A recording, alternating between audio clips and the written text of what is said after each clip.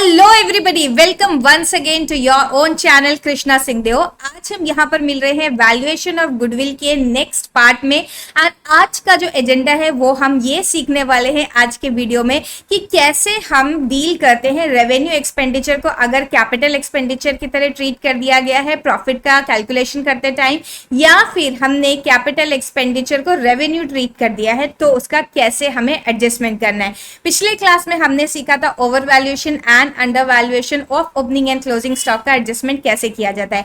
आज की वीडियो में बने रहिएगा टिल दी एंड, क्योंकि एंड में मैं आपको कुछ और important tips regarding this chapter देने वाली हूँ। चलिए लेट्स गेट स्टार्टेड। तो आज हम यहाँ पर देख रहे हैं रेवेन्यू एक्सपेंडिचर का कैपिटल एक्सपेंडिचर में ट्रीटमेंट एंड वाइस वर्सा करने पर एडजस्टमेंट इन प्रॉफिट कैसे किया जाता है। तो सबसे पहले मैं एक एग्जांपल देती हूँ जहां पर एक कैपिटल एक्सपेंडिचर को रेवेन्यू एक्सपेंडिचर की तरह ट्रीट किया गया है। कैपिटल एक्सपेंडिचर को अगर रेवेन्यू एक्सपेंडिचर की तरह ट्रीट कर लिया जाए, लेट्स टेक एन एग्जाम्पल कि हमने ओवरहाउल किया, overhaul of machine treated as revenue expenditure and debited from P&L account.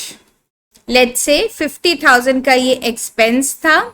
अब सबसे पहला काम हमें क्या करना होगा, हमें उस रिस्पेक्टिव ईयर के प्रॉफिट में एडिशन करना होगा इस 50,000 रुपीज का, जो कि एक्चुअली में कैपिटल एक्सपेंडिचर था। क्यों capital expenditure? Understand this thing, overhauling is a capital expenditure non recurring in the nature.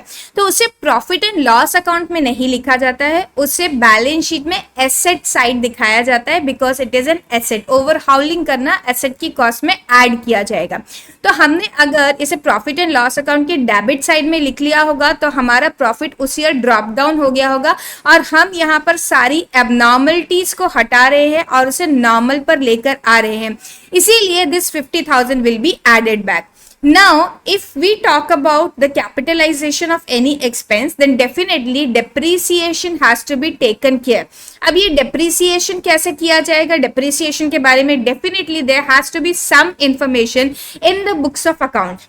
तो लेट्स से क्वेश्चन हमें ये इंफॉर्मेशन देता है कि depreciation at the rate of 10% charge करना है पर एनम की रेट से SLM से। SLM मतलब स्ट्रेट लाइन मेथड, जिसे आपने क्लास 11th में पढ़ा है। तो हम क्या करेंगे, जिस साल ये ओवरहाउलिंग एक्सपेंस किया गया उस साल 10% डिप्रिसिएशन लगाएंगे, मतलब 5,000, और उसके आने वाले सालों में भी 5,000, 5,000 एंड 5,000 हम माइनस करते रहेंगे। Let's say it was in year 1, तो ईयर 2, ईयर 3, ईयर 4 और सो मेनी ईयर्स, जितने भी ईयर्स दिए हुए हैं उन सब में ये डिप्रिसिएशन माइनस होता रहेगा।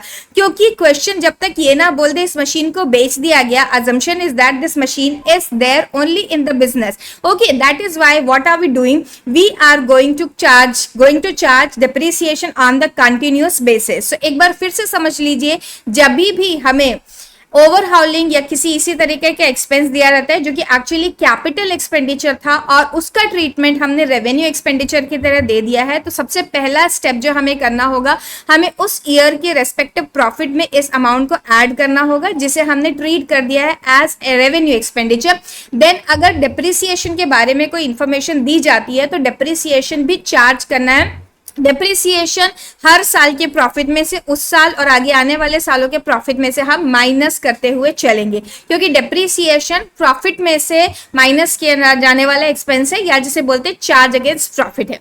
चले अब देखिए, अगर यहाँ पर बात करते हैं ये स्ट्रेट लाइन मेथड ना होकर रिटर्न डाउन वैल्यू मेथड होता, WDV मेथड होता, तो फिर डिप्रिसिएशन का क्या ट्रीटमेंट होता, इसे दूसरे कलर के पेन से लिखकर बता देती हूँ। As far as this 50,000 is concern, ये 50,000 तो हम ऐसा का ऐसा ही रखते, इसे हम करंट ईयर के प्रॉफिट में जहां पर ये गड़बड़ी हुई है उसमें ऐड कर देते, एंड डिप्रिसिएशन जो है हम आगे आने वाले सालों में से माइनस करते और इस साल से भी माइनस करते।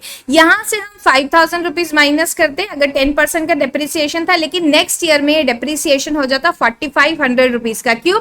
क्योंकि आपने क्लास 11th में पढ़ा है रिटर्न डाउन वैल्यू मेथड, मतलब कि जो बुक वैल्यू बची हुई है उसके ऊपर डेप्रिसिएशन। तो 50 - 5 बुक वैल्यू जो है 45,000 की हो चुकी है, वो यहाँ पहुंची। इसी तरह से आगे आने वाले सालों में भी हमें different amount of depreciation deduct करना होगा। तो ये है अगर हमने किसी कैपिटल एक्सपेंडिचर को रेवेन्यू एक्सपेंडिचर की तरह ट्रीट कर लिया। नाउ लेट अस सी अगर हमने रिवर्स काम कर दिया है। रिवर्स काम मतलब हमने रेवेन्यू एक्सपेंडिचर को कैपिटल एक्सपेंडिचर की तरह ट्रीट कर दिया है, तब क्या करना है। लेट्स से 50,000 की ओवरहॉलिंग नहीं थी, 50,000 की रिपेयर थी और हमने इसे क्या कर दिया है, ऐड कर दिया है कॉस्ट ऑफ मशीन के अंदर। देन हमें इसका ट्रीटमेंट किस तरीके से देना होगा। नंबर 1 थिंग, हमें इसका ट्रीटमेंट ऐसे देना होगा, हमें करंट ईयर के प्रॉफिट में से इसे माइनस करना होगा, because repair is a charge against profit. उसे हम बैलेंस शीट में एसेट तरफ नहीं दिखा सकते, उसे हम कर देंगे माइनस। एंड अगर डेप्रिसिएशन के बारे में कोई इंफॉर्मेशन दी गई है तो डेप्रिसिएशन होता है माइनस, तो डेप्रिसिएशन को हम ऐड बैक कर देंगे, not only in the current year, आगे जितने सालों के बारे में ये कुछ बता रहा है क्वेश्चन, उन सब ईयर्स में भी इसे हम कर देंगे add. So I hope students आपको ये वाला पॉइंट समझ में आ गया, कैपिटल एक्सपेंडिचर का रेवेन्यू एक्सपेंडिचर की तरह ट्रीटमेंट होने पर कैसे हम प्रॉफिट में एडजस्टमेंट करते हैं, एंड रेवेन्यू एक्सपेंडिचर को कैपिटल की तरह ट्रीट करने पर कैसे एडजस्टमेंट करते हैं। अब हम आ गए हैं उस टिप के ऊपर जिसके लिए मैं आपको बता रही थी वीडियो की स्टार्टिंग में कि एंड तक बने रहना। मैं आपको बताती हूँ tip to score good marks.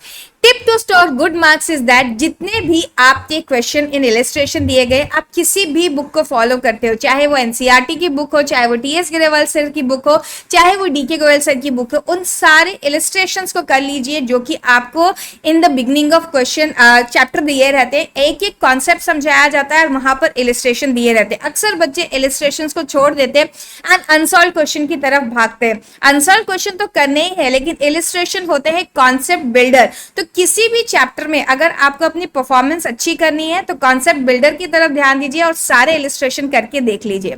That's all for today students, have a great day, bye. And yes, channel को सब्सक्राइब करना मत भूलना एंड वीडियो को लाइक एंड शेयर करना।